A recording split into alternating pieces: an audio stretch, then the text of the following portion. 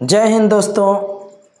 तो हम लोग मॉडल पेपर हल कर रहे हैं और क्लास 12th का सब्जेक्ट मैथ। इसमें हम लोग आज 5 नंबर वाले जो क्वेश्चन होते हैं उनको सॉल्व करेंगे। इससे पहले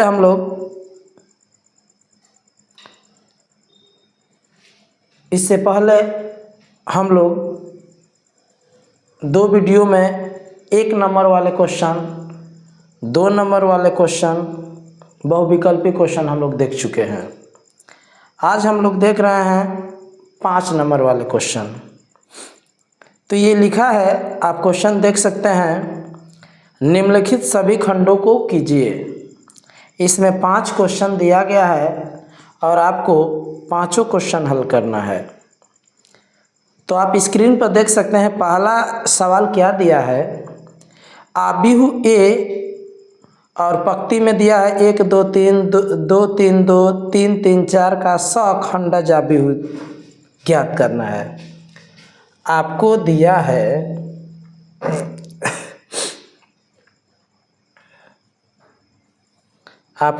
है एक आबिहु दिया है। क्या दिया है आबिहु आपका? ए बराबर दिया है 1 2 3 2 3 2 3 3 4। ये आपको एक आबिहु दिया है और आपको क्या करना है, इस आबिहु का सखंडज आबिहु निकालना है। तो चलिए हम इस आबिहु का सखंडज आबिहु निकालते हैं और देखते हैं क्या आता है। तो सबसे पहले हम सहगुणनखंड निकालेंगे, ठीक है ना। तो चलिए निकाला जाए सहगुणनखंड। तो ए बराबर इतना दिया है, मैं इसको अब हल कर रहा हूँ। दिया है, क्या दिया है? ए बराबर दिया है 1 2 3 2 3 2 3 3 4। ये आपको दिया है। अब हम निकाल लेते हैं मॉड ए, निकाल लेते हैं। मॉड ए क्या हो जाएगा? इसका सारणिक बना देंगे। ये आबिहु है,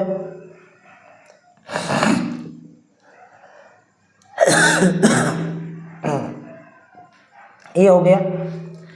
अब हम क्या करेंगे कि यह जो सारणिक बना है, इसके सभी तत्वों का सहगुणनखंड निकालेंगे, ठीक है। आप निकालेंगे मॉड ए के तत्वों के सहगुणनखंड।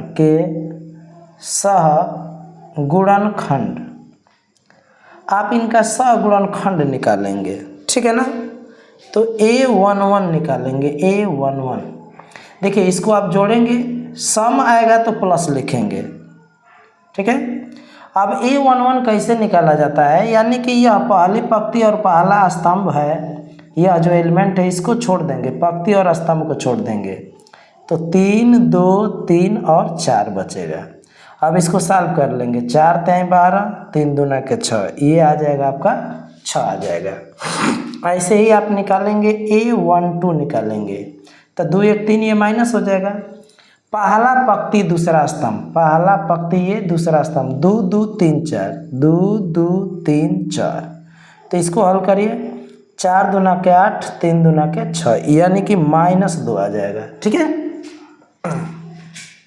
ऐसे ही A13 निकालेंगे। 3 1 4 यानी प्लस हो जाएगा।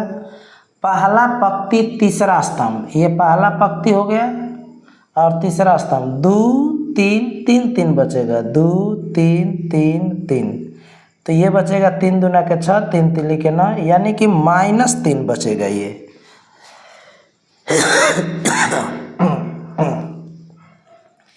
A13 निकल गया। अब दूसरी पंक्ति के लिए निकालेंगे। तो A21 निकालेंगे। तो 2 1 3 ना, विषम है तो माइनस लिखेंगे। दूसरी पंक्ति पहला स्तंभ, ये दूसरी पंक्ति हो गया पहला स्तंभ, 2 3 3 4 2 3 3 4, तो ये क्या आ जाएगा, ये आ जाएगा 4 दूना के 8, 3 तिली के 9, यानी 1 आ जाएगा। ठीक है, अब ऐसे ही निकालेंगे A22, A22 निकालेंगे। ठीक है ना, तो 2 2 4 यानी प्लस आ रहा है, दूसरी पंक्ति दूसरा स्तंभ 1 3 3 4, 1 3 3 4, 4 एकम 4, 3 तिली के 9, यानी -5 आ जाएगा। ठीक है, ऐसे ही आगे निकालेंगे A23 निकालेंगे, तो 3 2 5, ये माइनस विषम हो रहा है ना, तो माइनस लेंगे, सम होगा तो प्लस लेंगे। अब दूसरी पंक्ति तीसरा स्तंभ, तो दूसरी पंक्ति को छोड़िए और तीसरा स्तंभ 1 2 3 3, 1 2 3 3, तो ये आ जाएगा -3 एकम में 3 दूना के 6, यानी कि ये 3 आ जाएगा। अब A31 निकालते हैं। तीसरा पंक्ति पहला स्तंभ 3 1 4, सम है ना, प्लस लेंगे। तीसरा पंक्ति पहला स्तंभ 2 3 3 2, 2 3 3 2, 4 3 तिली के 9, 4 में से 9 जाएगा -5। अब A32 निकालेंगे, तो 3 2 5, ये माइनस हो जाएगा। तीसरा पंक्ति दूसरा स्तंभ 1 3 2 2, 1 3 2 2, तो -2 -6, यानी कि -4, लेकिन माइनस से गुणा कर देंगे तो +4 आ जाएगा। ठीक है, अब A33 निकालेंगे, A33, तो 3 3 6, यानी प्लस लेंगे। तीसरा पंक्ति तीसरा स्तंभ 1 2 2 3, तो ये 3 -4 कुल मिलाकर आ जाएगा -1। अब सहगुणनखंडों से निर्मित आव्यूह निकालेंगे। ठीक है ना, सहगुणनखंडों से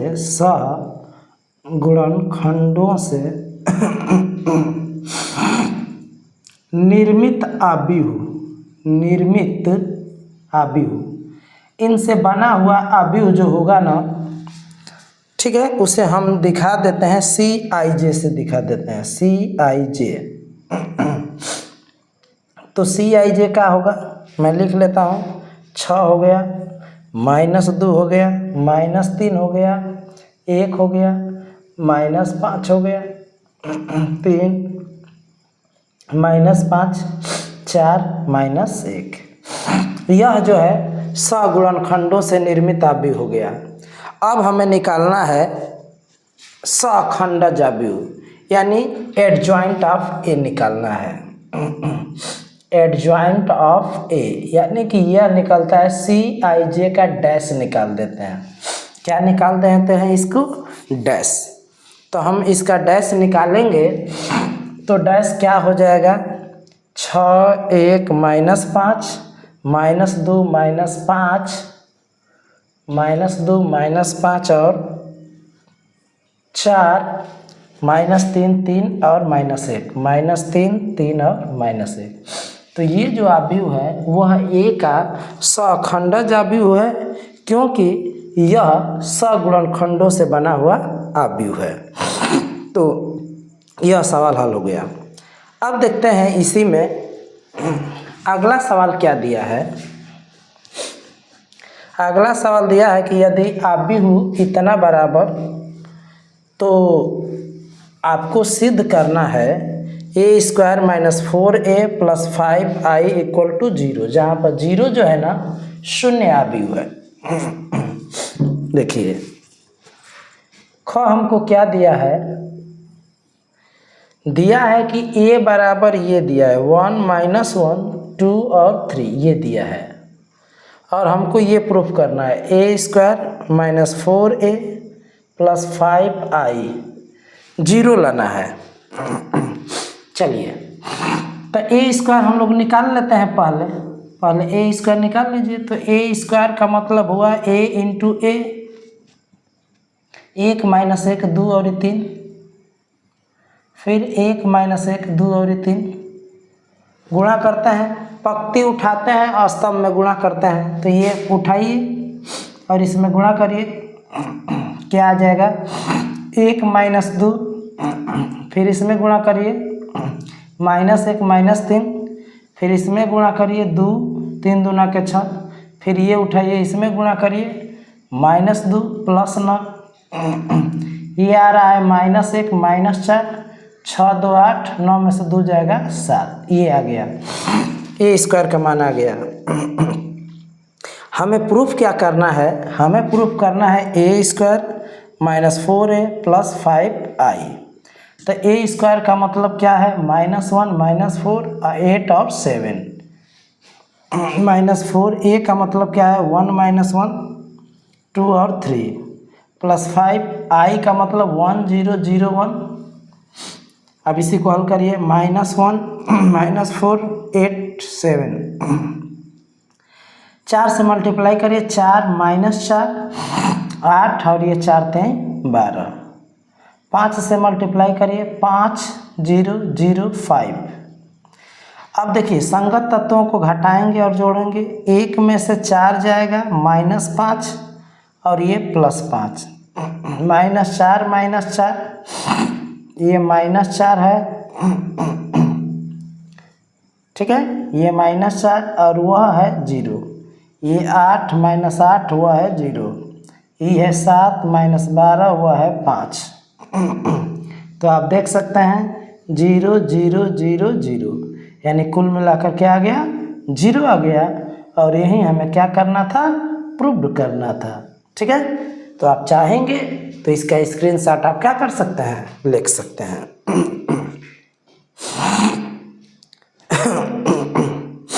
अगला सवाल क्या दिया है,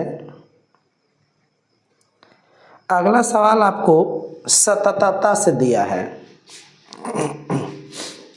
तो अगला सवाल हम लोग लगाते हैं,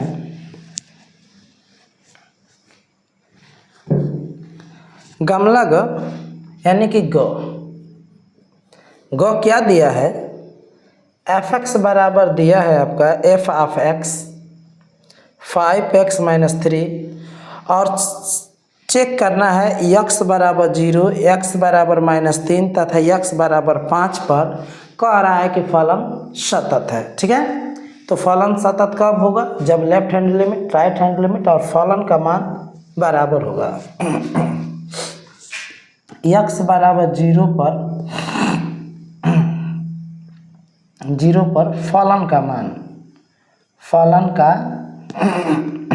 मान क्या आएगा, f0 बराबर 5 गुणे 0 -3 यानी -3, और लिमिट का मान निकालिए, limit x tends to 0 f(x), limit x tends to 0 5x - 3 यानी कुल मिलाकर -3। तो आप क्या देख रहे हैं, limit x tends to 0 f(x) बराबर f0 है। इसका मतलब ये हुआ कि x बराबर 0 पर f(x) सतत है। क्या है, सतत है। फिर किस पॉइंट पर पूछा है, x बराबर -3 पर पूछा है। ठीक है ना, तो f-3 यहाँ पर रखेंगे, -3 रखेंगे, तो 5 -3 -3 5 3 15 -15 -3 यानी कुल मिलाकर -18 हो जाएगा। ठीक है, अब लिमिट का मान निकालते हैं, x टेंस टू -3 f(x), तो ये हो जाएगा लिमिट x टेंस टू -3। अब x के जगह पर -3 रखेंगे आप, 5 -3 और -3, ये भी माइनस क्या आ जाएगा, 18 आ जाएगा। ठीक है, तो यहाँ भी इस केस में भी limit x tends to -3 f(x) बराबर है f-3। तो जब left hand limit, right hand limit यानी लिमिट का मान और फलन का मान बराबर होता है, तो हमारा वो जो फंक्शन होता है वो क्या कंटिन्यूअस होता है। तो यह जो फंक्शन है अतः f(x) क्या है, सतत होगा, सतत होगा। यह जो हमारा फंक्शन है वह क्या है, सतत होगा, कंटिन्यूअस होगा।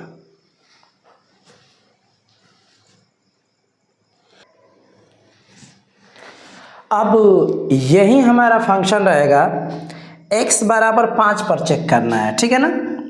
तो x बराबर 5 पर फलन का मान क्या होगा, फलन का मान क्या होगा। तो आप 5 रखेंगे या 5, यहाँ पर 5 रखिए, 5 रखिए, तो 5 × 5 - 3 यानी 5 × 5 = 25 में से 3 जाएगा 22। अब लिमिट का मान निकाल लेते हैं। Limit x tends to 5 f of x, तो लिमिट x टेंस टू 5 और ये 5x - 3, तो यहाँ भी 5 रखेंगे तो आप 5 × 5 - 3 यानी 22। आप देख रहे हैं, चूँकि आप लिखेंगे कि चूँकि limit x tends to 5 f of x बराबर है ये f5 के बराबर है, यानी लिमिट की वैल्यू और फंक्शन की वैल्यू बराबर है, तो वह जो फंक्शन है वह हमारा फंक्शन कंटिन्यूअस फंक्शन होगा। तो ये जो दिया गया फंक्शन है ना, 0 पर, -3 पर और 5 पर, ये सभी पॉइंटों पर क्या है, सतत है, कंटिन्यूअस है। अगला सवाल क्या है, समाकलन करना है 1/e⁻x - 1 dx, इसका समाकलन करना है। तो इस तरह का समाकलन यदि हमें करना है तो हम क्या करेंगे, e⁻−x से गुणा कर देंगे। तो e⁻−x से गुणा करिए आप, e⁻−x से अंश और हर में गुणा करने पर, अंश और हर में गुणा करने पर, तो आप ये सवाल देख रहे हैं, इस सवाल में हम क्या करेंगे कि e⁻−x से अंश और हर दोनों में हम लोग गुणा करेंगे। तो क्या आएगा, e⁻−x और e⁻x - 1 dx। अब गुणा कर रहा हूँ, e⁻−x, देखिए यहाँ पर गुणा होगा e⁻−x × e⁻x - e⁻−x dx। तो ये पावर 8 हो जाएगा ना, e⁻−x अपन यह जो है वह 1 हो जाएगा, 1, और ये -e⁻−x, क्योंकि यहाँ पर e के पावर 0 होगा, और जब e के पावर 0 हो जाएगा तो वह जो वैल्यू आएगी वह वैल्यू क्या आ जाएगी, वह वैल्यू 1 आ जाएगी। तो इस तरह से इस सवाल को हम लोगों ने क्या किया, हल कर लिया। अब देखते हैं आगे क्या कर सकते हैं। अब नीचे वाले को आप t मान लीजिए, ठीक है ना। माना 1 - e⁻−x बराबर t।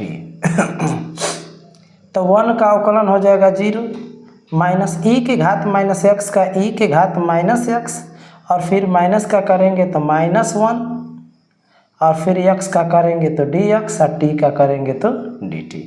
ये minus minus plus, e⁻−x dx बराबर क्या आ जाएगा, dt। ये वैल्यू रख देते हैं, ठीक है ना।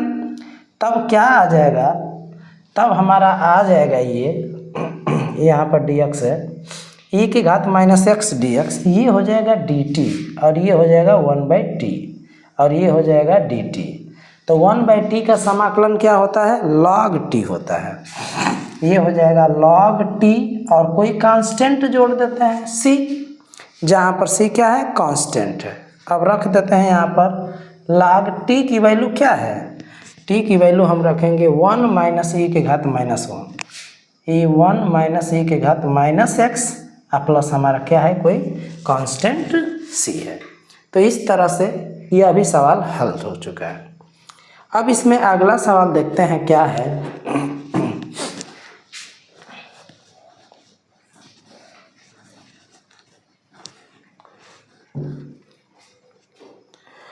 अगला सवाल देखा जाए तो अगला सवाल आपसे पूछा गया है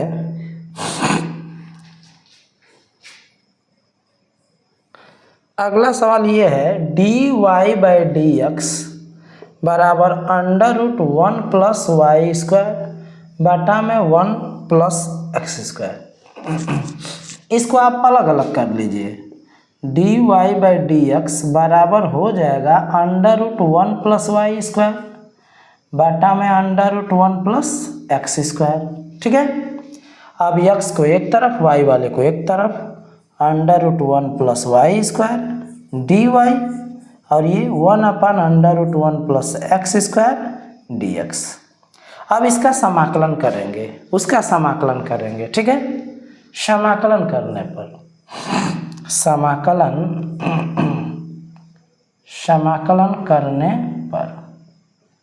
समाकलन किया जाए तो क्या आ जाएगा ये देखा जाए। डी वाई बराबर समाकलन 1 अपन under root 1 plus X square D X. चलिए, तो इसका समाकलन क्या हो जाएगा? इसका समाकलन हो जाएगा log y plus under root 1 plus Y square. इसका ये समाकलन होता है और इसका ये समाकलन होता है log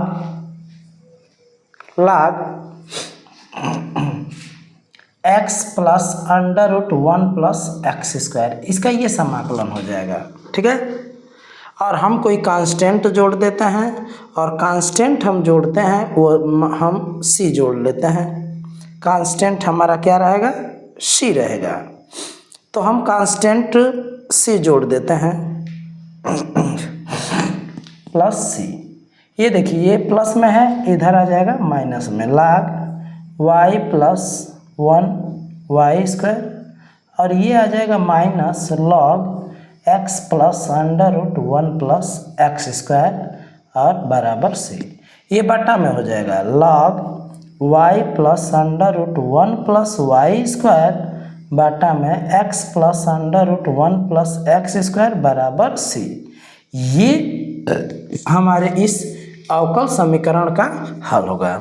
तो इस तरह से हम लोग इस वीडियो में जो 5 नंबर वाले क्वेश्चन होते हैं, ठीक है ना, उनको देखा और ये 5 जो भी क्वेश्चन थे बेहद ही इम्पोर्टेंट सवाल थे। तो यदि आपको वीडियो पसंद आया हो तो आप अपने दोस्तों में से ज़्यादा शेयर करें और हाँ, कमेंट करना ना भूलें। जय हिंद, जय भारत।